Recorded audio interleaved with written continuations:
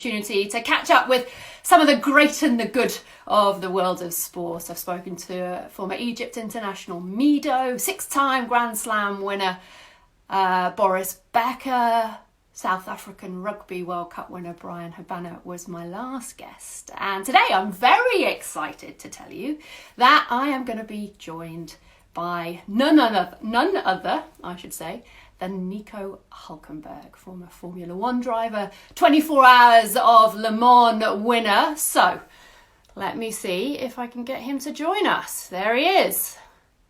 Let's add Nico. Come on in. Come on in, Monaco. Hello.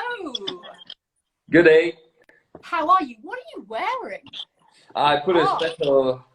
I knew I was, going to see you tonight here, so I, made an effort, put a nice little jacket, some flowers. Just be royal. It's not quiet, is it? My best yarn. It's very smart. I'm disappointed you haven't got the shades on though. Those nice orange numbers. Ah, yeah, you like them? So go on. If you've got a beer in hand, I feel like I'm letting the side down. Look, I've gone. Yeah, I'm a bit ahead of you. It's fixed, so. So things aren't going too badly then, hey? How's lockdown life? Yeah, it obviously is quiet, but for me it was going to be quiet anyway. Obviously not being racing this season, so for me, apart from obviously traveling less, being at home a lot more, it's not too dissimilar. But yeah, everyone decided to do what I do, just take a break, and go with the flow. So they all copied me. No, but hang on. Last time I saw you, you were heading to Rio to the carnival. You were making the most of your time not going testing. Yeah, true. Yeah, that was just right before everything started to kick off, really. And yeah, true. I was in Rio with a friend. That was a great experience, a lot of fun. I can just recommend that. Was great company, hell of an experience. Really. I don't think we've seen any pictures of the costume though. Did you go full feathers? No. It's kind of, you have to have these local kind of T-shirts to enter these kind of different areas. They have their own little system there, so it's not kind of that you do what you want. But anyway, I probably wouldn't have put that on anyways. And yeah, then I went to Miami for a bit, and then since then back in Europe. Yeah. And what's Monaco like at the moment? Because normally Monaco would be full steam ahead, getting ready for the race in 2 and a bit weeks. Yeah, it's obviously quiet. The south of France, or France in general, was hit and quite badly, and it's been very quiet down here. Yesterday the shops opened again in Monaco, so no restaurants, but just a bit all the retail basically shops open, but you have to wear a mask if you go to supermarket or shops. Did you go and buy the jacket? No, I bought that a while ago. I had that last time. So no, go on. Just let me know. I can borrow you one day if you like. Just let me know. Yeah, I think it would look good actually. But what do you think, the fact that there's no Formula One at the moment, has that helped or made life easier for you, given this is your new chapter of life? I don't think so. I was kind of excited, the weekend of Melbourne. I remember I was in Mallorca and I was getting, geared up for the weekend, put the drinks already in the fridge and getting ready to watch the race from the sofa. And then obviously nothing happened. But no, I think not too bad. I think, yeah, everyone is obviously missing that racing. But for me, I think it just, if racing would be on or not, I think not a too big a difference, because like I said earlier, that break was going to happen anyway. And at least, I was always thinking to give myself 6 months before, reconsidering, looking what to do and where to do. So fairly neutral. Do you think you will be somebody who sits and watches all the races when they come back? Or is that just the novelty of Melbourne? No, I would. I definitely would. I have an interest. I love the sport. I love racing and competing. So no, definitely I would follow what's going on. And I would be watching. Have you missed it at all? Yes. Some moments more, some moments less. During testing, really, I really was kind of disconnected. That was also the time when I was traveling, away from Europe, and I didn't follow testing too much, to be honest, but followed up and caught up with a few people, from Formula One to get a feel for what's going on. But then since, of course, yeah, it's been a while since, obviously, yeah, no one's really been in a race car, but me, obviously, since Abu Dhabi, and yeah, it does feel like, I want to get back in one of those things in the future, in the near future. But we're obviously all waiting for it to happen again. Well, that's an interesting thing, because as I don't know whether you've seen any of these chats before, but we've been asking everybody watching if they've got any questions. And of course, one of the questions that has come up more than most, I'm just trying to find it, Mark Bork. A lot of people have been asking. Mark is saying, will you secure a drive in Formula One again? Are we going to see you in F1 again? Well, I think that's TBC. I'm very much up for it. I think that's still my goal, my aim. But at the moment, obviously, it's really tricky to say. A lot of factors in there, and now everything is kind of upside down anyway. But I'm staying in connection and in contact with people. It's still kind of a bit early, but if there's a chance, I will definitely grab it. If it's a good opportunity and something that really excites me and gets me going, then definitely I will push for that. So, what for you is a good opportunity? Well, a decent car that gives you a good opportunity to compete. I'm not saying obviously not for victory, but at least that you have something you can work with, a car and a weapon that allows you to at least go for the top 10. So it's about being competitive and having a shot. Because I remember when you first joined Renault, and you were actually really excited about what you talked about as the project and kind of the long-term plan. But realistically, cutting to the chase, you want to be competitive. Of course, yeah. I mean, that's in our DNA. That's what we've been doing since we're little, and since we've been coming up in this sport. And of course, I miss it, and working with your team, with your guys, beating the others sometimes more than other times. But it is fun, and I miss a lot of that. Which is the bit that you miss the most? For me, it's just being in the competition and the thrill of quali. When you go out the final lap, now you have to deliver. Now it's all or nothing. The thrill of being on the grid, knowing the race is about to happen, all that adrenaline, those exciting moments, really, that spike and that kick you. Were you superstitious? Do you have that set routine that you go through? No, I'm not superstitious. I think everyone has a routine. It just kind of happens, and it helps, but not superstitious. I'm not the guy, that puts these underpants on a Sunday or whatever. I would just always step in the car from the left side, but that's not really a superstition. It's just a habit, or how I used to do it. I remember talking to you in Japan, in Tokyo, just before Suzuka. And Interesting. Over some sushi. Oh. And I was a little hangover, I think. Well, that was what I was going to say. You certainly seem to be enjoying your last few races of last season. Was it really as easy to come to terms with as it seemed? It must have been tough when you started to realise that you weren't going to have a seat for this season. I mean, yes and no. Of course, some moments were tough, some moments were less tough, but I think all in all, I was kind of okay with the situation and in peace with that. I'm not retiring. I'm not saying, I'm never going to race again. And I'm even, with Formula One, I don't feel that there's, no chance of comeback. So it didn't feel like that dramatic and that bad. But I was kind of, after 10 years, and then always racing in the midfield, always being there, kind of a little bit stuck. I was quite after a while, I was okay with it, to take a break, disconnect for a bit, and then see if there's another opportunity in the future.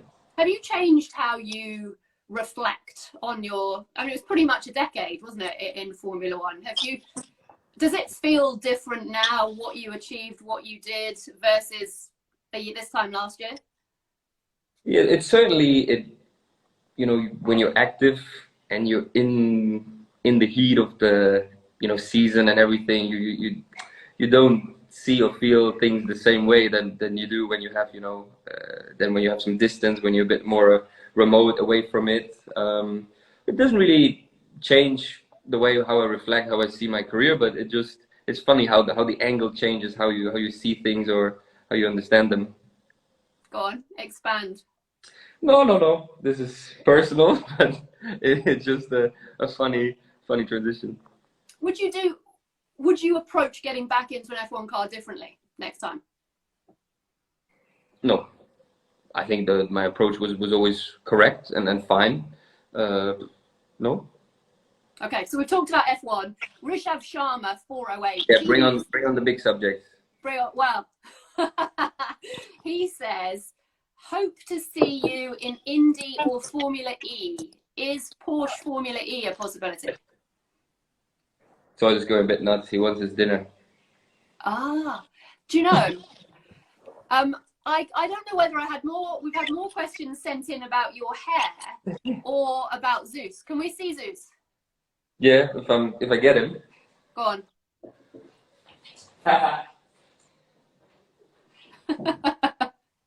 Is he running away? He's in play mode too. Come here, buddy. Look at that. Hello, Zeus. Oh. What does the ears up mean? Is that a good thing or a bad thing? No, it means he's listening. Look, obviously all the groomers are also, look at his fur here. He's got massively long. But no groomers open, so it's been a long time he's had a haircut, right? You got hair everywhere. But your hair still is remarkably smart. This is what I can't, there are so many questions about your hair and what the secret of your hair is. I think I'm afraid it's just natural.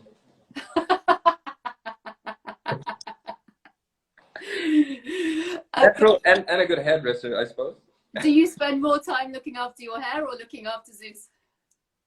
To be honest, I don't spend any time looking after my hair. I don't even use fancy shampoo. I mix everything. I really don't care. No, styling is 10 seconds for me. It looks like that even when you take a helmet off, eh?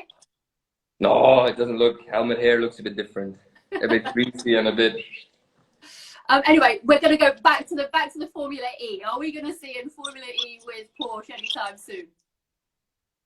I doubt it, because I doubt that they will be racing him anytime soon. So yeah.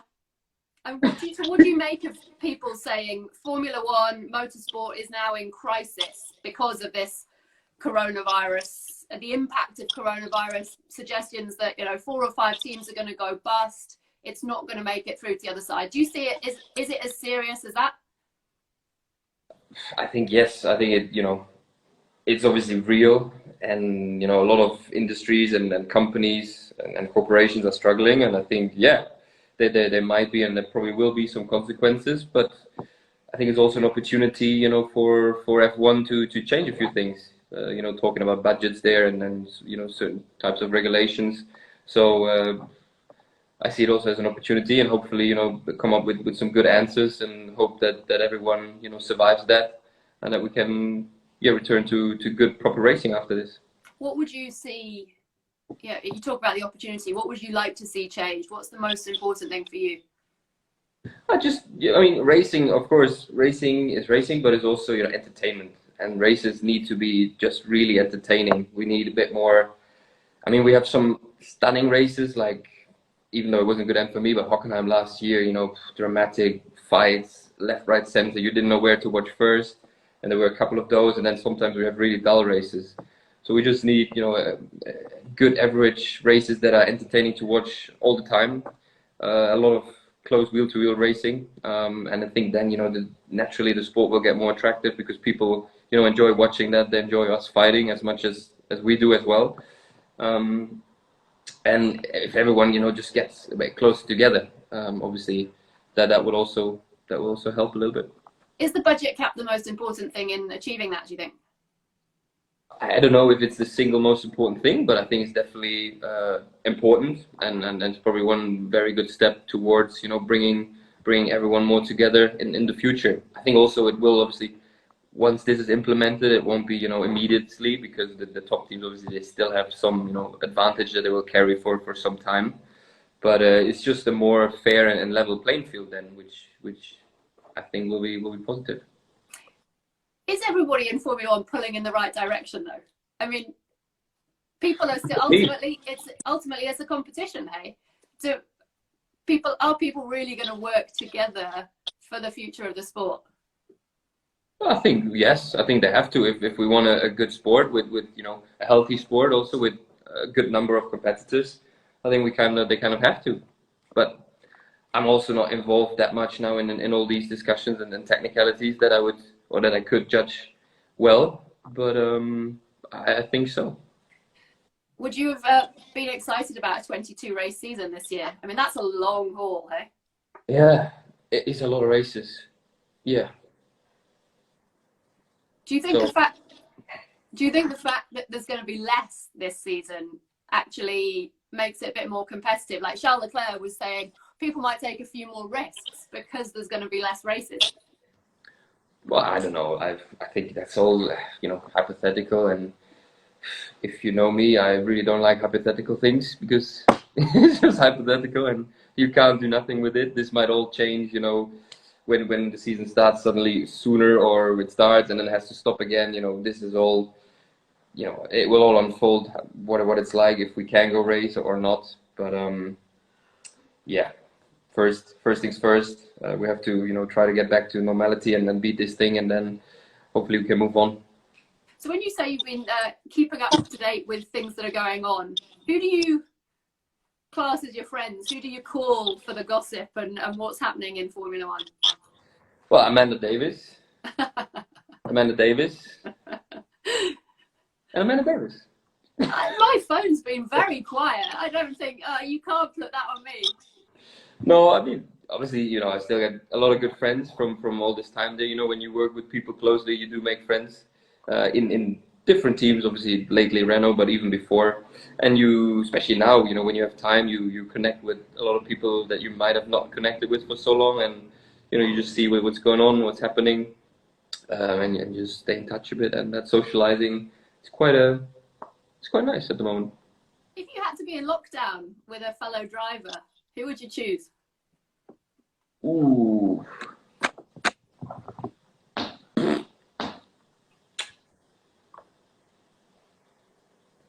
No, you're not going to give anything away? What do you reckon? I don't know. I take Daniel Kvyat, because I like him and he's a good chef. He cooks well, so he could look after us. And you can beat him at tennis, can't you? Exactly. Although he is good too. He's a funny technique, this guy. Who would you least like to be in lockdown with? No, maybe I should really go with Kevin, actually. Could finally, you know. Kevin Magnussen. Yeah, finally get to terms. I don't know. Well, I can't remember who asked the question. Somebody did ask the question. Was the Netflix documentary a fair reflection of your relationship with Kevin? I think we don't really have a relationship. I mean, I think it's obvious that we're not best buddies, but you know, that's also not necessary, and it's very rare anyway to be good buddies with the driver. But I mean, was that season 1 or 2? It was season 1 that was, no? Yeah.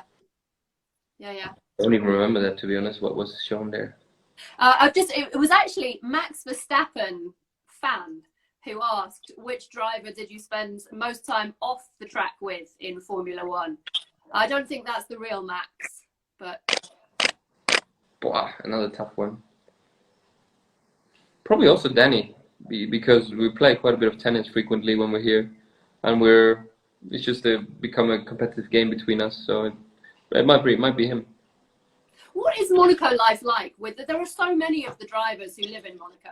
I think some people picture the fact that you all kind of live in the same block and knock on each other's doors, you know, every morning, wave and meet in the supermarket. And what's it really like? Yeah, I drop the bread for Stoffel in the morning here. That's not how it is. To be honest, I haven't seen too many drivers around here now, but I've also not been here the whole time. I've been in Germany a bit and also a bit out of Monaco. But yeah, it's been very quiet down here. The weather's been good, luckily, but otherwise, yeah, just getting out for some sports and simple pleasures, good food, you know, sleep. I read a book actually. Can't tell you what book, but I read a book. What kind of book? I just said I can't tell you what book. It's classified. Has it got words or pictures? A bit of everything. Not what you think, no. No. And yeah, some movies as well. Cool. Watched The Gentleman last night. Really good. Say again. I've watched The Gentleman. It's a good movie. Yeah, I haven't seen it. Night. So funny. It's exactly my cup of tea. Very funny. English gangster movie. Watch it. Okay, I will. I love it. It's actually I'm enjoying. That was for you. That was for the viewers that might be interested. You said you watched it. No, I haven't seen it. It's on my list of things to watch. I was just going to ask, where we go? Peter White, who is the best teammate you've ever had? Yeah, that's also one of my favorite questions. Not really, because it's always tough to say, because different cars and then different, you know, with one guy you spend more time, with the other guy less time. Do you have another one, maybe? Oh, here we go. You'll love this one. This was Travman. Travman has asked, who's the better driver, Michael Schumacher or Lewis Hamilton? I don't know. You decide for yourself. Well, what would you take from each driver that you, as a driver, admire? Oh, now we're going in the real deep questions here, huh? Would you rather go back to tyres? Tires and tire pressures. Let's do that. Have you done your homework? No. God, I'd love to know. As a driver, when you watch somebody like Lewis, or you know, growing up watching somebody like Michael, what would you notice about how they do what they do? I just with Lewis, you know, how he just that. I mean, the consistency he has being, you know, that kind of killer. Delivers every time, every quali, every race. He's just there. We all have bad days, but he seems to have very few of them, and he's just, you know, always on that high level, which is, you know, really really hard. You know, obviously can say that. So that's, you know, very very impressive. And Michael, yeah, the speed he had, how quick he was, I suppose. How much do you study other drivers? Do you take from other drivers? How much do you just worry about yourself? No, you do study other drivers. You know, the laptop that we have with the computer as a driver, we do always get the onboards from the competition, you know, and you do watch that quite a bit. And there's often a lot of interesting stuff on there, you know, that you pick up and see, not just sometimes how they drive, but also how their car behaves, and you use it, you know, to show your engineers when something is better on another car, you know, as a tool to kind of show them, explain them, but also for obviously the race weekend. With lines, curb usage, all these kind of things, you do use it quite a lot. Are you a driver who would do it more by feel or more by the numbers and the data? What? Your job? What? Driving a car. Well, how can you drive a car by the numbers? Oh no, but you know, certain drivers will look at the data, study the data, and take that and know they need to do more of this or less of that. Others say, no, I'm going to do it on what I'm feeling. I think it's a combination of both of them, to be honest, and I think you need both. I mean, often if you have the natural feel for it and you can adapt the whole time really quickly, then, you know, that's a skill, that's a big talent. But obviously, it's often the backup. You do use the data and the feedback of engineers, and, you know, you need to combine the two and make it work. Dhruv Patel asks, do you prefer being left alone during races, or do you like getting feedback? Yeah, it's very unpredictable. I'm a little diva there. Sometimes I want everything, and sometimes I'm like, come on, just, you know, it's really hard for the engineers. They're in a tough position because it just, you know, the mood is sometimes like this, sometimes like that. So there is no consistent pattern, really, I would say, for me. Would you admit when you'd been a diva, though? Yes, I just admitted it. You don't? No, but we're now 6 months on. At the time, No, during the not race even at the weekend? time. If there would be kind of a a heated conversation, or I would be a bit rude to my engineer, like call him off. I would go, look, sorry mate, it wasn't meant like that, but no, no, no, I'd make it right. Did you develop that diva-ishness? Is that a word, or is that something that was with you from your early days? No, I think that was like that pretty much from the get-go. Something you developed, or just natural? I think that's just how it was for me all my career. It's interesting, but do you think, would you have made it to Formula One without a bit of that? Sorry, repeat that. Would you have made it to Formula One if you didn't have that? The diva mix? Hmm. Jeepers. You tell me, what do you think? I think all professional sports people need a bit of a Need a bit drink of of a it. diva in them, don't they? I would say. But everybody who makes it to the top of their game in any industry probably has a bit of a diva in them. Yeah, I guess. I suppose so, yeah. So, yeah. Yes. Yeah, I think so. But do you think you've got nicer over time? Ooh. No, I think I was always kind of nice. Nice guy. Do you think your team would say that about you? Yeah, most definitely. Yeah, interesting. James was here. Didn't he want to throw a lot of funny comments? I haven't seen one from little James. He's probably scared now. I think he sent a few. He did send me a few, I think. I don't know, maybe we've bored him and he's disappeared. Here we go. Here's a tough one. Victor, what would you say is the biggest mistake of your career? Ooh. Oh, look, the team have just said you're very nice. See. There we go. Thank you. Oh, they're all turning up now. There's I'm James. here. Go on. Victor Lever, what would you say is the biggest mistake of your career?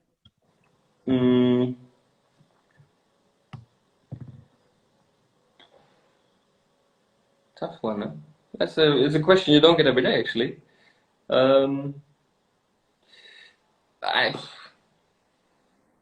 I think maybe if you go back to the race, what was it, 2012 in Brazil? Obviously, what was looking very promising, and then ended up a little bit not so good.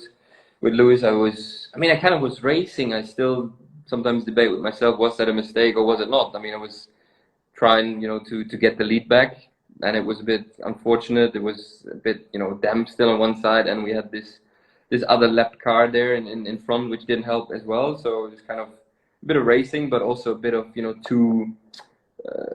too rushed, not patient in that moment. That wasn't maybe the smartest thing. So if I maybe had settled, in that corner and then waited for another opportunity, that day could have been a very different day. And because that was still quite early in my career, could have, taken a different path, a trajectory from then onwards, maybe.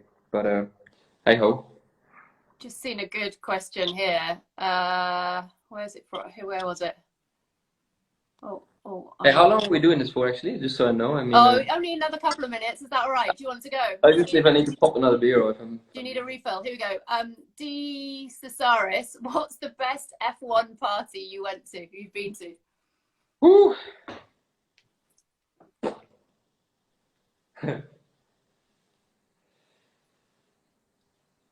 Yeah. If I'd only remember them all. But would you party on an F1 weekend? Oh, on Sunday night, yeah, very often for sure. Yeah, definitely. We've been out loads of times after the race. With the lads, with friends. It's cool. Once the race is done, and then if you had a good race, even sometimes if you had a bad race, you still gotta release the steam and just go out and then have a blast. But no, that happened quite often. I remember, I think, what was it, 2016 or 17 after Abu Dhabi, Sunday night. That was a big night and big laugh. Yeah. Are you somebody, when you had a bad day at the office, how easy was it to forget? Or how much does it play on your mind? Yeah, different. Sometimes it took longer, sometimes less long, but it depends what happened and kind of how it happened, but it can kind of, affect you or drag on for a very long time until, kind of process it and understand it. So that can be quite annoying, but, there must be a point where you just go, you know what, just cut it. You gotta move on now and do what you have to do. I'm just thinking it's funny, sitting here talking to you with a beer in hand. Yes, there's nobody racing at the moment, but you haven't retired. So you're kind of, what's the balance between being a driver without a drive and a retired driver? How much fun can you actually have? Well, right now I have good fun within, the restrictions of everything. But no, I'm having a good time. But I can have a beer, I can have a drink. That's I think not does me no harm. And anyway, we're not racing anytime soon. I'm in pretty good shape, I have to say. Not traveling, having more time. My training actually, I feel more recovered and recover faster. So I'm actually in pretty decent shape. I've put on a bit of weight, a little bit of from eating, but also a bit of muscle mass because I do a bit more weights now. But nothing that could be taken off again. Don't worry, teams. I can be light again. So no, I have a very good balance right now and enjoying myself for the moment. But I'm ready to race again also. Have you ever had this long without getting in a car and without racing? No, never. I mean, since I started with go-karting when I was 8, no, this never happened like this. Is there a little bit of? I mean, is it refreshing or is it frustrating? It's for now. It's still refreshing because we touched. Oh, you well, expecting someone? that'll be my house phone. My dad's calling on the house phone, but I'm not going to answer it. Oh, go on, take him. Let's talk to him. The joys of working from home. Oh, yeah, that's my dad. Never mind. Carry on. Yeah, I forgot. What were you asking? I can't remember how much you. Oh, how frustrating is it? Frustrating not being in a car, or are you enjoying it? I think probably for me not, because I was anyway not gonna race something for at least half a year or something like that. So in my mind, I was prepared kind of for that. So for me, it wasn't an option anyway, and I kind of wanted also this break and this time away from racing. So I'm not frustrated. Hasn't made you want to walk away altogether? No, definitely not. But, the opposite actually. Amazing. So when are we gonna see you back in a Formula One car? Have you seen how many messages here are asking you when you're going to Ferrari? Yeah, my next live, I guess. That'll only be happening in my next live, I'm afraid. Not going to happen. Definitely off the table. I don't think so. I think that's, if we're realistic and honest, I don't see that. Is there anything else you want to say, or shall I let you go and? It was great talking to you. Thanks for the messages here, and have a nice evening, everybody, all together. Thank you so much, as always, for your time. And I have to say, we've got an exciting guest coming up on Thursday, who I think, I don't know whether you had a bit of a dance-off last time we saw each other in Berlin.